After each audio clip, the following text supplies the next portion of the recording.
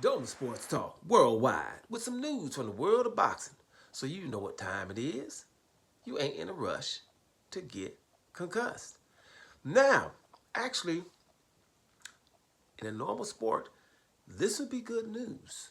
You're talking about two young, um, very, very good fighters that probably should have fought maybe, 3, 4 years ago, but it's still a hot fight. And that would be Vergil Ortiz versus Jaron Boots Ennis. Two guys that were both at 147 pounds. They should have fought. They were both, the number ones, the baddest ones in there.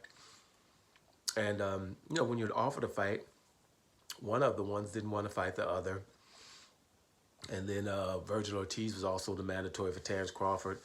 He didn't want to take that fight. He wanted to fight Stadioses for a regular title instead. He was 19-0 with 19 KOs at the time.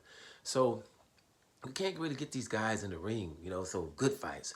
So here comes Turki Alalshikh. My man from Saudi Arabia who's giving us these good fights. Undisputed fight with Tyson Fury and Alexander Usyk. Undisputed fight with Bivol and Beterbiev, among other things that the guy's putting together. He put together the Terrence Crawford card against Madrimov and stuff in LA. So he's just putting together a lot of cards, a lot of great fights, and he's behind most of these things that's trying to happen. But in my cynical way, I'm just telling you, people that want to put together the good fights won't be welcome in America. It'll be banned soon.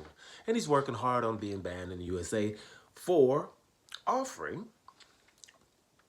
Vergil Ortiz versus Jaron Boots Ennis. Soon, he'll put the money up for the fight. Now, Americans know better to try to get them to fight. They've seen that Vergil ain't gonna fight Boots Ennis, and then in America we'll leave it alone. We'll just let Vergil Ortiz do what he's gonna do. He moved to 154, had that fight with Belichick. Basically lost the fight, got knocked down, I think it was 2 times or 3, and was still able to win that fight. And we know he did not win that fight, and he's not going to rematch the guy either. And he's going to be able to do some other stuff.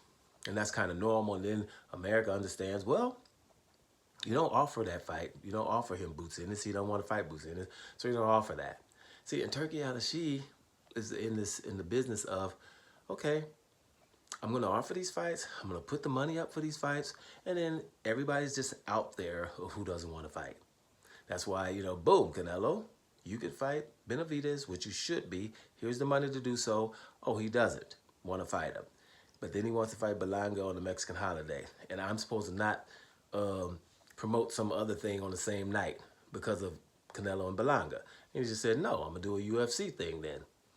We're not going to block dates for Canelo and Berlanga. We would have blocked it for Canelo versus Benavidez or Morrell, but not for that. So what he's basically doing is putting people out there on blast who's not wanting to fight. And that's not what America likes, so therefore he'll be banned soon. Like I said, this is actually good news. He wants to put together a card with Vergil Ortiz versus Jaron Boots Ennis, and then Bam Bam Rodriguez, who's up and coming, awesome, against Chocolito there, Gonzalez. Now, one thing that I heard, I was reading an article, and this is how America is too. If Vergil Ortiz and Jaron Boots Ennis fight, who would you think would be the A side? Right? And then why? Answer that in the comment section. Who do you think should be the A side between Boots Ennis and Vergil Ortiz, and why? Because this looks like it's going to be Vergil Ortiz, the A side. Vergil Ortiz ain't no champion. Boots Ennis is. Vergil Ortiz is not a decade, like a, once in a decade type talent, was what they're not calling him. Although he's awesome. Jaron Boots Ennis is. Right? So what would make Vergil Ortiz more of an A-side? Right? That's how they just do you. Just straight up, this guy who won the fight Terrence Crawford to become a champion, went up to 154, basically lost, and he's going to be able to go in here and be an A-side versus Jaron Boots Ennis. That ain't right. Just basically like I told y'all guys about boxing. Y'all know I'm the only one that's going to say it. It's BTBG. And because of that, fighters of color just, we ain't going to never be the A-side if you ain't Floyd Mayweather or Gervonta Tank Davis. You're going to be the B-side, and they'll come up with reasons. Challengers. Devin Haney, undisputed, was a B-side against Ryan Garcia.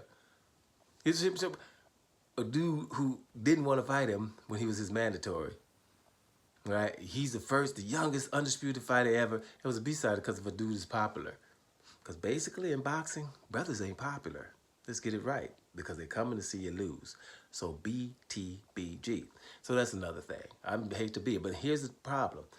Turki Alalshikh understands this. I already know he's just playing like he's not, and he's offering these fights. He knows the problem.